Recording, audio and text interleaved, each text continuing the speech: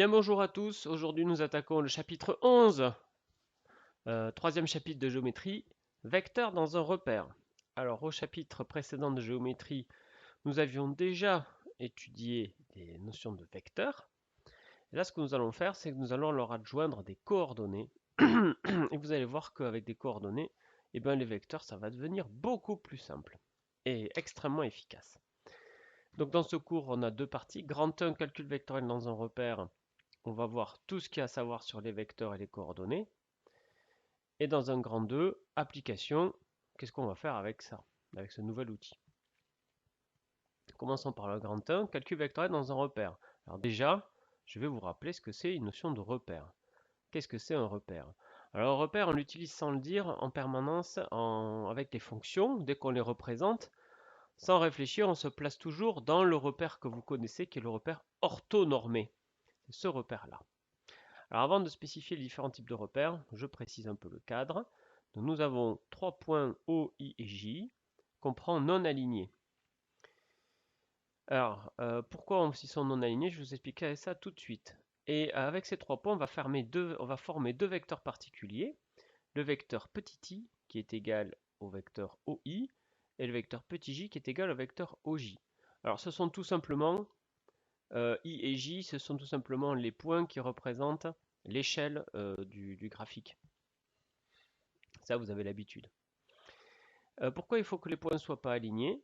Ben, regardez, c'est très simple. On a vu que donc faire un repère, c'était prendre une origine, un point I qui va vous dire où se trouve le 1 de l'axe des abscisses, et un point J qui va vous dire où se trouve le 1 de l'axe des ordonnées. Non, c'est très simple ce J. Bon, ben, si vous les prenez alignés, vos points O, I, J, ben, il n'y a plus qu'un seul axe. Hein, donc ça fait plus un repère. Enfin, ça fait un repère. Du coup, le point J ne sert plus à rien, ou le point I ne sert plus à rien. Vous voyez, si vous voulez faire un repère à une dimension comme ça, il vous suffit de vous donner un point O et un point I. D'accord? Si vous voulez un repère à deux dimensions, il vous faut un point O, un point I, un point J. Et même si c'est pas du tout au programme, vous verrez ça plus tard. Si vous voulez un repère à trois dimensions, avec des X, des Y et des Z, eh ben, il vous faut un point O, il vous faut un point I, il vous faut un point J, puis il vous faut un troisième point, un point K par exemple, qui vous donne, voilà. Bon, et puis on peut aller à des repères à plusieurs dimensions, 4, 5, 6, mais du coup, pour les dessiner, déjà un repère à 3 dimensions, vous voyez, je suis obligé de le dessiner en perspective, c'est pas du tout évident. Alors un repère à 4 dimensions, là, c'est vraiment, ça devient très compliqué à dessiner. Mais tout ceci nous éloigne d'autres sujets. Nous, dans ce chapitre, on s'intéresse spécifiquement aux repères à deux dimensions, avec une origine O, un point I pour les abscisses, un point J pour les ordonnées. Ça se note comme ça. Ça se note aussi à partir du moment où on a posé que le vecteur OI, hein, je l'appelle petit i, et le vecteur OJ, je l'appelle petit j, et bien ce repère, il va s'écrire, ouvrez la parenthèse, O, l'origine, et ici on va mettre les deux vecteurs qu'on appelle les vecteurs de base, I et J. Voilà, c'est comme ça qu'on note un repère, pardon.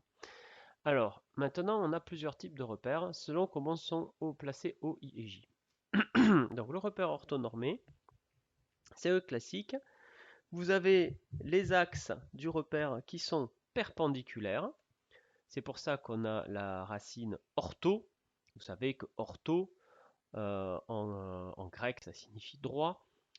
Et vous le retrouvez partout, ortho. Alors, il y a orthogonal, que vous connaissez. Il y a un orthodontiste. Un orthodontiste, c'est un dentiste qui remet les choses droites, hein, c'est-à-dire tous ceux qui ont un appareil dentaire avec des bagues ou tout ça, ils sont passés entre les mains d'un orthodontiste, pas simplement un dentiste, un orthodontiste. Et pareil, dans les professions, il y a l'orthophoniste, celui qui vous apprend à parler droit. Hein, phone, la parole, droit, ortho, droit.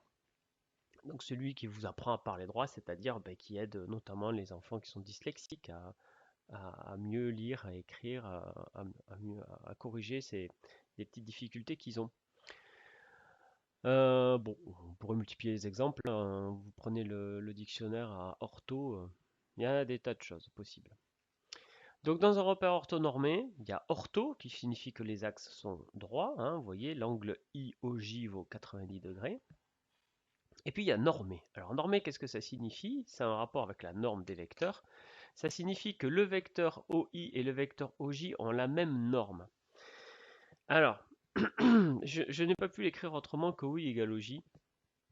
En fait, c'est plus fort que ça. Le vecteur orthonormé, ça signifie que le vecteur OI et le vecteur OJ, de toute façon, ils ont toujours la même norme, puisque par définition, ça fait 1, ça. Hein? Par définition, le point I, il est à 1 de distance de O. Donc le vecteur OI, sa norme, c'est la distance OI. Et ça, par définition, ça vaut 1. Donc OI et OJ, ils sont toujours égaux à 1. Mais c'est pas tellement ça que ça veut dire. C'est que par exemple, typiquement, dans d'autres matières, souvent, en géographie par exemple, ici vous allez avoir ortho, c'est-à-dire que les angles ici seront droits, et ici vous allez avoir par exemple le temps, hein, les années, voilà, les années qui passent, là, le temps en années. Ah, vous avez 2000, 2010, etc. Et puis ici, j'en sais rien, n'importe quoi, disons le PIB ou n'importe quelle, la population, un truc qui augmente, et puis là, ça fait un truc comme ça. Bon, ben ça, c'est pas un repère orthonormé, parce que l'échelle, pas l'échelle, pardon, l'unité de l'axe des abscisses, ici le temps en années, c'est pas la même que l'unité de l'axe des ordonnées, qui est ici en millions d'euros. D'accord? Pour qu'un repère soit orthonormé, il faut qu'en abscisse et en ordonnée, on ait la même unité. Des centimètres, des millions d'euros, pourquoi pas, hein, si vous voulez, mais il faut que ce soit la même unité en bas et en haut. Donc ce repère orthonormé, en fait, il n'est utilisé qu'en mathématiques. Parce que dans toutes les sciences humaines, on va toujours utiliser plutôt un repère suivant, orthogonal. Le repère orthogonal, ça c'est celui qu'on utilise en géographie, en histoire, en sciences économiques, en psychologie, tout ce que vous voulez. C'est-à-dire dès que vous voulez représenter une unité, une grandeur, en fonction d'une grandeur d'une unité différente, hein, en physique, hein, pareil, en physique, vous allez représenter par exemple, on va reprendre la loi d'Ohm, tiens, hop. En physique, vous avez certainement étudié cette année ou les années précédentes, vous avez pris un condensateur, pas un condensateur, excusez-moi, pardon, une résistance, là, gna gna, avec une lampe, hein, toc. Et vous avez fait ça, là, et puis vous avez remarqué, vous avez pris la tension aux bornes de la résistance, vous avez un ampère-mètre par ailleurs qui vous donne l'intensité. Donc ici, le voltmètre, il vous donne l'intensité. Ah, la tension, excusez-moi, l'ampère-mètre, il vous donne l'intensité. Et vous avez mis en place la fameuse loi d'Ohm, U égale RI. N'est-ce pas que vous avez fait ça? Et puis comment vous avez fait ça? Bah, parce que vous aviez pris l'intensité, vous aviez regardé, alors en milliampères, j'imagine, c'est-à-dire quand ça vaut 10 milliampères, que vaut la tension? Bah, la tension, elle vaut en millivolts, j'en sais rien, ou en volts, je sais pas, je me souviens plus trop des ordres de grandeur, n'importe quoi, hein, je mets n'importe quoi, ben, elle valait 100, voilà. Et puis pour 20, ben, elle valait 200, etc., etc., vous avez tracé ça, et vous avez dit, bah, au final, bah, on peut tracer une droite, hein, qui passe par tous ces points. Et le coefficient directeur, bah, on va l'appeler grand R, et ça s'appelle la résistance du résistor. Et ben ça, vous vous souvenez, vous avez certainement fait ça en quatrième, en troisième ou en seconde, je sais pas. Et ben ça, c'est un repère ortho, puisqu'il y a un angle droit là. Zut, loupé, je voulais faire en vert. Et un angle droit. Et pourquoi il n'est pas normé, il est juste orthogonal? Et ben parce que ici, on a des milliampères, on a de l'intensité, et ici, on a la tension, on a des volts. Donc, on n'a pas la même chose. Donc, orthogonal. Ok. Précisons la notion de maille. Alors, la maille, qu'est-ce que c'est? C'est quand on rejoint des points là. Qu'est-ce que ça nous donne? Vous voyez, donc dans un orthogonal, j'ai un rectangle, alors que dans un orthonormé, j'ai plutôt un carré. Et le repère quelconque, qu'est-ce que c'est? Ben, c'est un repère qui n'est ni ortho, ni normé. C'est-à-dire qu'on va avoir des axes qui vont avoir des unités distinctes. Et surtout, il n'y a pas d'angle droit. Alors ce repère-là, on va l'utiliser en géométrie. On va beaucoup travailler dans ce repère-là dans ce chapitre. Parce que c'est un repère moins puissant que les autres, mais il permet de s'adapter beaucoup plus facilement aux différentes figures qu'on va nous donner en géométrie. Parce qu'en géométrie, il n'y a pas toujours des angles droits, faut pas rêver. Donc je récapitule. Celui-là, c'est en mathématiques uniquement pour l'étude des fonctions. L'orthogonal, le quelconque, c'est en géométrie, donc encore en mathématiques, en géométrie dès qu'on n'a pas d'angle droit. Et l'orthogonal, eh ben, c'est partout ailleurs. C'est vraiment le plus utilisé puisque généralement on n'a pas les mêmes unités de grandeur en abscisse et en ordonnée. Bien, alors à partir de là maintenant il va falloir qu'on définisse ce que c'est qu'un vecteur dans un repère, et c'est-à-dire qu'est-ce que c'est que les coordonnées d'un vecteur. Bien alors comment on définit les coordonnées d'un point d'abord? Alors j'entends déjà ceux qui rigolent, oh, les coordonnées d'un point, on connaît ça depuis longtemps. Ouais, oui. Oui, vous allez me dire, bah, les coordonnées voilà, de ce point-là. C'est quoi les coordonnées de ce point? Tiens, voilà un point A là. Comment on détermine ces coordonnées? Vous allez me dire, bah, on fait ça là, et on lit l'abscisse, et puis on fait ça et on lit l'ordonnée. Comment vous le faites ça? Voilà. Vous le faites en essayant de faire un angle droit. Donc, déjà, première erreur. En fait, alors il se trouve que c'est bien un angle droit parce que de base, vous avez fait un repère ortho. Mais si je vous avais placé dans un repère qui n'est pas ortho, c'est quoi le coordonnées du point A là? Ah ah, bien plus compliqué. Vous voyez que là, ça n'a pas de sens d'aller chercher un point, quelque chose de perpendiculaire. En fait, il faut être parallèle aux axes. Là, vous allez obtenir l'abscisse de A, et là, vous allez obtenir l'abscisse de B. De A, pardon, l'ordonnée de A. Mais c'est toujours pas suffisant de le voir comme ça. C'est pour ça qu'on va regarder bien la définition et on va essayer de la comprendre aujourd'hui. Qu'est-ce que c'est que le couple de coordonnées du point M dans le repère OIJ? Eh bien, c'est l'unique couple XY de réel tel que le vecteur OM soit égal à X fois Y plus Y fois J. Qu'est-ce que ça veut dire? Alors, on va faire un dessin dans un repère orthonormal pour commencer. Un repère que vous maîtrisez bien. Puis après, on passera à autre chose. Donc, on considère un point M.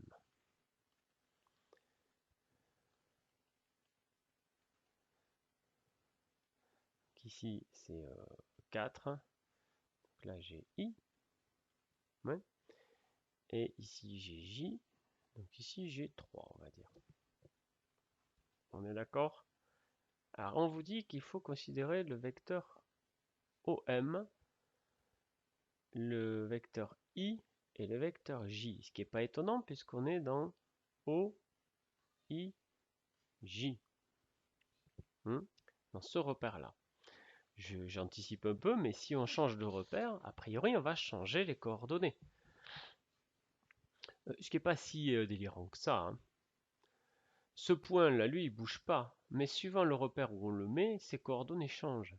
C'est un petit peu comme un objet. L'objet, il change pas, mais son prix, il va changer suivant que vous le voulez en euros, en dollars, en livres sterling, en yens, en shekels, ce que vous voulez. D'accord? Selon la monnaie, c'est-à-dire le système de monnaie, qui est un petit peu le repère, eh bien vous avez le prix de votre bien qui va changer. Alors que c'est le même bien avec le même prix, hein, on paie autant, d'accord?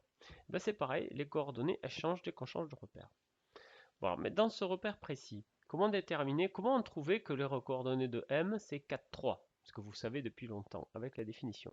Mais la définition nous dit il faut écrire le vecteur OM suivant x, i plus yj, et là on aura ce fameux x et ce fameux y. Alors, le vecteur i, je vous l'avais fait en rouge, je crois, voilà. Vecteur i, le voilà. Hein. Le vecteur petit i, c'est ça. Et le vecteur petit j, le voici. Bon. Alors, il y a le vecteur OM maintenant. Le vecteur OM, voilà. Voilà un de ses représentants. Pour aller de O à M, on peut faire comme ça. Mais est-ce qu'on ne pourrait pas y aller en suivant les axes? Bien sûr que si. On peut y aller de cette manière. Je pars de O et je vais jusqu'ici. Et après, je pars de ce point et je vais jusqu'au point M. Je peux tout à fait faire ça. Sauf que ce vecteur rose là, c'est pas le vecteur I. Mais il a combien de normes ce vecteur? Sa norme c'est 4. Est-ce que vous comprenez, est-ce que vous êtes tous d'accord qu'en fait ce vecteur c'est 4 fois le vecteur I? Hein, vous voyez bien, hein, le vecteur I je le prends une fois, deux fois, trois fois. Et là vous retrouvez tout ce qu'on a fait dans le chapitre sur les vecteurs. Bien sûr. Pareil le vecteur vert cacadois là. C'est combien de fois le vecteur J? Une fois, deux fois, trois fois, puisqu'on arrive à 3. 3 fois le vecteur J. Donc au final, le vecteur M, excusez-moi, j'ai dit le vecteur M, c'est une erreur. Le vecteur OM, il est égal à 4 fois le vecteur I, plus 3 fois le vecteur J. Donc, les coordonnées du point M sont 4, 3, si vous préférez, 4, 3. Bon, vous voyez que cette définition, elle marche bien. Alors, en quoi cette définition est-elle cohérente avec ce que vous aviez avant? C'est je descends Avant, vous preniez le point, vous disiez je descends en angle droit, je trouve l'abscisse, je vais vers l'axe des ordonnées en angle droit et je trouve les ordonnées. Alors, pourquoi c'était si important cet angle droit déjà? Alors, cet angle droit, en fait, c'est pas tellement qu'il y a un angle droit, c'est que vous décomposez votre vecteur OM suivant les axes. Donc vous le décomposez suivant l'axe des abscisses. Partez de haut, vous suivez les abscisses, et après, hop, vous suivez l'axe des ordonnées. Enfin, vous y êtes parallèle. Et donc, puisqu'il y a un angle droit à la base, ici, forcément, vous avez un angle droit ici. Et comme vous êtes en train de faire des vecteurs, le vecteur 3j et le vecteur j, ce vecteur et ce vecteur, ils sont collinaires, donc tout ça c'est parallèle. Mais puisque c'est parallèle, ça conserve les angles droits, donc vous vous retrouvez avec des angles droits partout. C'est pour ça que vous avez étudié quand vous étiez petit que pour déterminer les coordonnées de M, vous partiez de manière perpendiculaire. En fait, vous auriez dû apprendre que vous partiez en étant parallèle à l'axe. C'est-à-dire si vous voulez chercher l'ordonnée du point M, vous tracez la parallèle à l'axe des abscisses, et quand vous coupez l'axe des ordonnées, ça vous donne l'ordonnée. Quand vous voulez l'abscisse du point M, vous tracez la parallèle à l'axe des ordonnées, et quand vous coupez l'axe des abscisses, ça vous donne l'abscisse. Alors c'est tout à fait légitime et logique quand vous n'avez pas en cinquième dit tout ça. On vous a appris à trouver avec l'angle droit, c'était très bien. Maintenant, il faut que vous compreniez que cet angle droit, c'est plus comme ça. C'est par parallélisme qu'on le trouve. Alors, dans un repère orthonormé, ça revient au même. Mais attention, si on se met dans un repère qui n'est plus orthonormé, ce que nous allons faire tout de suite, si on se replace dans un repère quelconque, ouais, voilà I, voilà J, et voilà le point M. Alors, il faut que j'arrive à écrire OM égale x fois i plus y fois j, et le x et le y, ce seront donc les coordonnées. Donc x c'est là, enfin l'axe des x, l'axe des y. Et O, bien, on va faire pareil, on va décomposer suivant i, vecteur i, et suivant le vecteur j. Vous allez voir, il n'y aura aucun problème. Alors, le point M, de combien pour aller au point M? Je vais dessiner le vecteur OM. il faut décomposer le vecteur OM suivant les vecteurs petit i et petit j. Comment on fait ça? Alors, l'astuce, c'est justement d'utiliser cette histoire du parallélisme. Parce que ce qu'on va faire, c'est qu'on va faire un certain nombre de fois i plus un certain nombre de fois j. Mais attention, j ne monte pas à la perpendiculaire. J il monte suivant cet angle-là. Donc il faut qu'on arrive à trouver à quel endroit j'arrive pour pouvoir monter avec cet angle-là jusqu'à M. La meilleure façon, c'est de prendre votre règle et de tracer la parallèle à l'axe des ordonnées passant par M. Hein, regardez, je vais essayer. J'y arrive pas bien. Ouais, si, ça va. Bof. Hein, je trace la parallèle à l'axe des ordonnées qui passe par M. Cette parallèle, elle coupe l'axe des abscisses en un point. Et c'est elle qui va me donner les coordonnées de M. Mais pour l'instant, j'en sais rien. Alors, pour simplifier la tâche, on va dire qu'on tombe sur 3 ici. Hein, d'accord? C'est-à-dire que ça ne change rien. Hein, c'est juste pour un exemple. Donc ici, on va dire qu'on obtient 3, c'est-à-dire que ce vecteur-là, le vecteur rose, il fait 3 fois le vecteur i. Donc OM, c'est 3 fois le vecteur i. Plus, maintenant, de combien je monte avec le vecteur j? Je monte de tout ça. Alors, le vecteur j, vous voyez, il fait ça, là. 2, 3. On dirait bien que là aussi, j'ai 3 fois le vecteur j. Conclusion. Les coordonnées du point M, c'est abscisse 3, ordonnée 3. Alors que, regardez, hein, c'est comme ça qu'il faut faire. Hein. Maintenant, regardez si j'avais fait avec la vieille méthode. Je descends perpendiculairement. Et je vais voir perpendiculairement. C'est bien ça la vieille méthode. Hein. Alors, louper perpendiculairement. Attendez, il faut que je fasse mon dessin un peu mieux. Voilà. Perpendiculairement, j'arrive ici. Hein, je prends le projeté orthogonal à chaque fois. Voilà. On est bien d'accord. Ok, alors pour les abscisses, je serais arrivé où? Là, j'étais à 3, 4, 4,5. Moi, entre 4 et 5. D'accord? Et là, j'arrive où? Donc là, j'étais à 1. Ici, j'étais à 3. 3, 4, 5.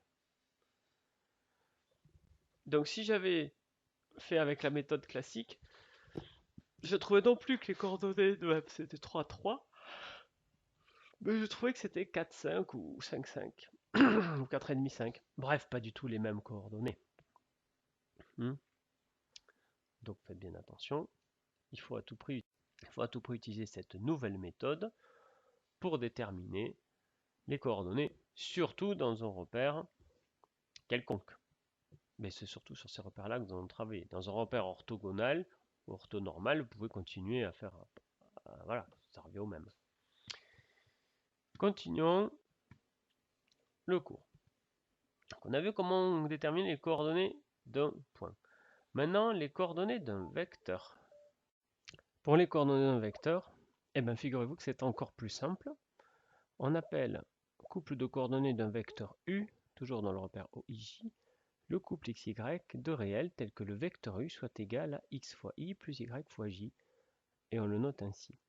Donc en fait, c'est encore plus simple. Regardez, là, on a encore le dessin du vecteur OM en violet. On a déduit que les coordonnées du point M, c'était x et y, où x et y, c'était les nombres qui permettaient de décomposer le vecteur OM en le vecteur i et le vecteur j. Et bien du coup, directement, on dit que les coordonnées du vecteur M, VOM, ce sont 3 et 3. Alors, c'est pas les bonnes couleurs.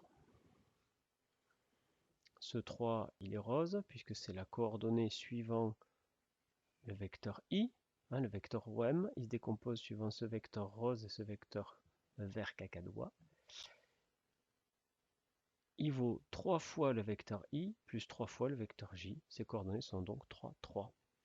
Oui, c'est presque encore plus simple hein, que le... Et donc vous remarquez, soit dit en passant, que les coordonnées du vecteur OM et les coordonnées du point M, bah, c'est la même chose. Hein. C'est juste qu'on ne les note pas pareil. Alors pourquoi faire la différence entre les coordonnées du vecteur M, d'un vecteur et d'un point? C'est parce que c'est pas toujours pareil.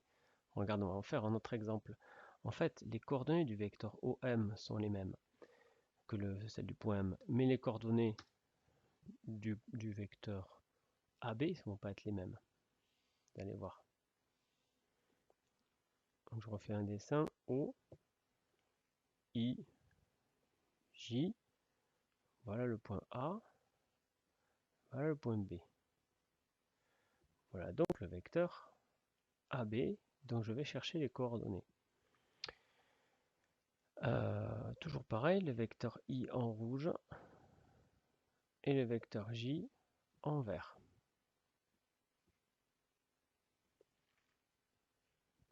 On est dans le repère O, I, J. Donc le vecteur AB, ses coordonnées, pour les connaître, il faut que je décompose le vecteur AB suivant le vecteur I et le vecteur J. C'est-à-dire que je l'écrive X fois I. Ah pardon, on a dit qu'on le faisait en rose. X fois I plus Y fois J. Alors, en combien de fois je peux décomposer le vecteur AB suivant le vecteur I? Le vecteur AB, c'est la translation de A vers B, c'est-à-dire je pars de A, je vais vers B. Donc je dois partir de A, ça c'est l'origine du vecteur AB, il n'y a pas de problème. Bon ben, en partant de A, combien de fois le vecteur I je dois utiliser pour aller jusqu'à B? Eh bien, vous comprenez, j'espère, que ça va se passer sur la parallèle à l'axe des abscisses, passant par A. Attendez, donc ça c'est l'axe des abscisses, ça c'est l'axe des ordonnées. Donc si je prends la parallèle à l'axe des abscisses passant par A, donc la voici. Donc sur cette parallèle, je peux compter les i. Il y a 1i, 2i, 3i, 4i, etc. Et sur cette parallèle-ci, passant par B, hop, je vais compter les j. Ah, je trace la parallèle à l'axe des ordonnées, passant par B. Alors, attendez, ce B, je vais le mettre ailleurs puisqu'il me gêne. Voilà. Bon, ben, combien de fois en partant de A pour aller à B? Clairement, ce point-là d'intersection va être intéressant. En partant de A, je vais aller jusque là, en faisant un certain nombre de I. Et puis après, je descendrai en B en faisant un certain nombre de J. Alors, combien je fais de I pour aller là? I, c'est cette longueur. Alors, il y a une fois, il y est... Allez, on va dire qu'il y ait deux fois. D'accord? Donc AB, c'est deux fois le vecteur I. Plus, maintenant, combien de fois le vecteur J? Alors, le vecteur J, là, dans ce sens, il est cette longueur-là. Donc là, le vecteur J, il rentre une fois, il rentre 1,5 fois, à peu près. D'accord? Sauf que le vecteur J et ce vecteur n'ont pas le même sens. Le vecteur J, vous voyez, son sens, c'est celui-là, il va vers le haut, grosso modo. Et là, ces vecteurs, ce 1,5 fois J va dans l'autre sens. Donc, ça se note moins 1,5 fois J. Vous vous souvenez, quand je change de sens, je mets un moins devant. Alors, on pourrait enlever ce plus et juste laisser le moins 1, d'accord? On va mettre des parenthèses. Voilà. Conclusion, les coordonnées du vecteur AB, alors je les note en ligne, sont 2 pour les abscisses et moins 1,5 pour les ordonnées. Soit dit en passant, c'est quoi les coordonnées du point A? Et c'est quoi les coordonnées du point B? Parce que tout à l'heure, vous vous souvenez, on a vu que les coordonnées du point M et les coordonnées du vecteur OM, c'était les mêmes. Alors on va voir là, si c'est le cas. Alors les coordonnées du point A, les coordonnées du point A, hop, on les obtient comme ça, là. Tac, tac, tac, tac. Vous savez? Donc les coordonnées du point A, qu'est-ce que c'est? Ben, il semblerait bien que ce soit 1 pour l'abscisse et pour l'ordonnée. Alors il y en a combien là? 1, J il y est une fois, deux fois, trois fois. Allez, c'est 1, 3 à peu près, hein, les coordonnées du point A. Rien à voir avec les coordonnées du vecteur AB. Hein. Et maintenant les coordonnées du point B. Alors le point B il tape ici. Alors les i, il y en a combien? Il y en a 1, 2, 3 à peu près. Donc, en rose on a dit. Donc 3. Et son ordonnée, donc il faut venir taper ici, là, tac, tac, tac, tac, tac, ici. Bah, vous voyez qu'on est à J et la moitié de J, donc on est à 1,5 J.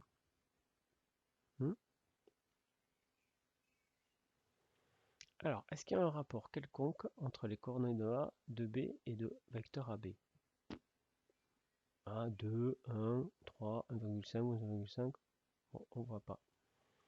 Mais en fait, s'il y en a, on va le voir dans une formule qui arrive, mais regardez clairement ce qui se passe. Les coordonnées du vecteur AB, est-ce que vous remarquez, prenez les coordonnées de B et enlevez les coordonnées de A. Qu'est-ce que vous trouvez? Ben, si vous prenez les coordonnées de B, par exemple son abscisse c'est 3, et que vous enlevez l'abscisse de A, 3 moins 1, on trouve 2. Ordonnée de B 1,5, ordonnée de A 3, 1,5 moins 3, A moins 1,5. Donc ça c'est une formule qu'on verra, hein, mais que vous pouvez tout de suite remarquer et qui est assez logique. Et les coordonnées du vecteur, c'est les coordonnées du point d'arrivée moins les coordonnées du point de départ. Et c'est assez logique, hein, puisque le vecteur, il part de A et il arrive à B. Donc en fait les coordonnées du vecteur AB, c'est de combien on avance et de combien on descend, de combien on monte, hein, comme vous voulez, en partant de A et de B. Donc c'est bien la différence des coordonnées qui est importante. Vous voyez par exemple A, il est avant, son abscisse c'est 1, et B son abscisse c'est 3. Bah, c'est logique que l'abscisse du vecteur ce soit 2, parce que c'est 3 moins 1. Et c'est exactement ce qu'on fait, 3 moins 1. Pareil en hauteur, le vecteur B il est en hauteur 1,5 pardon pas le vecteur B, le point B il a pour hauteur 1,5 et le point A il a pour hauteur 3. Sauf qu'on descend, donc il faut, c'est pour aller de A à B, on fait l'ordonnée de B moins l'ordonnée de A, on trouve bien moins 1,5. Alors c'est pas une démonstration ça, hein, c'est juste une explicitation, on le démontrera un peu plus tard ce théorème.